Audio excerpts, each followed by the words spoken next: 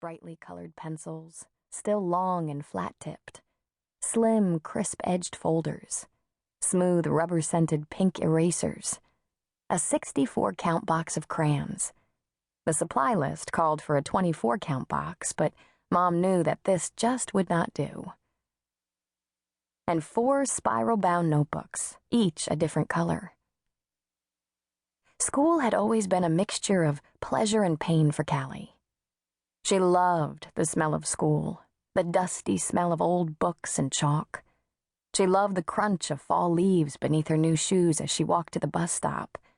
And she loved her teachers, every single one. But Calli knew that adults would gather in school conference rooms to discuss her. Principal, psychologists, speech and language clinicians, special education and regular education teachers, behavior disorder teachers, school counselors, social workers. Why won't Calli speak?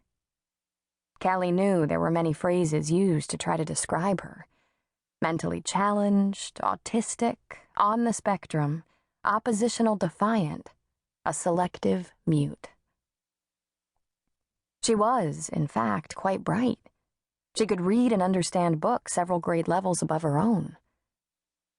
In kindergarten, Miss Monroe, her energetic first-year teacher, whose straight brown hair and booming bass voice belied her pretty sorority girl looks, thought that Calli was just shy. Calli's name didn't come up to the Solution Focus Education team until December of Calli's kindergarten year. And that didn't occur until the school nurse, Mrs. White, after handing Calli a clean pair of socks, underwear, and sweatpants for the second time in 1 week, discovered an unsettling pattern in Calli's visits to the health office. "Didn't you tell anyone you needed to use the restroom, Calli?" Mrs. White asked in her low, kind voice. No response. Just Calli's usual wide-eyed, flat expression gazing back at her. "Go on into the restroom and change your clothes, Calli," the nurse instructed.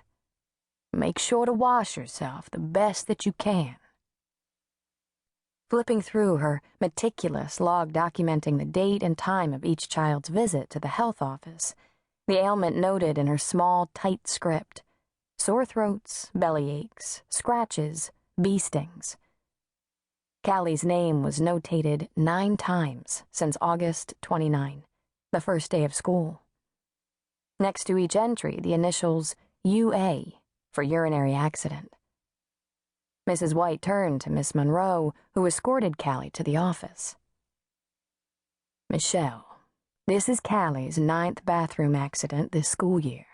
Mrs. White paused, allowing Miss Monroe to respond. Silence. "Does she go when the other kids do?"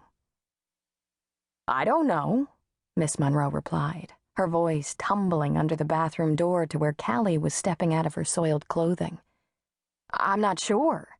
She gets plenty of chances to go, and she can always ask." "Well, I'm going to call her mom and recommend that she take Calli to the doctor. See if all this isn't just a bladder infection or something else." Mrs. White responded in her cool, efficient manner that few questioned. "Meanwhile, let her use the restroom whenever she wants. Send her in anyway, even if she doesn't need to." "Okay, but she can always ask." Miss Monroe turned and retreated. Calli silently stepped from the office restroom garbed in a dry pair of pink sweatpants that pooled around her feet and sagged at her rear. In one hand, she held a plastic grocery sack that contained her soaked strawberry shortcake underwear, jeans, socks, and pink and white tennis shoes. The index finger of her other hand absently twirled her chestnut-colored hair. Mrs. White bent down to Calli's eye level. "Do you have gym shoes to put on, Calli?" Calli looked down at her toes, now clad in dingy office-issued athletic socks so worn she could see the peachy flesh of her big toe and the vamp-red nail polish her mother had dabbed on each pearly toenail the night before. "Calli," Mrs. White repeated, "do you have gym shoes to put on?"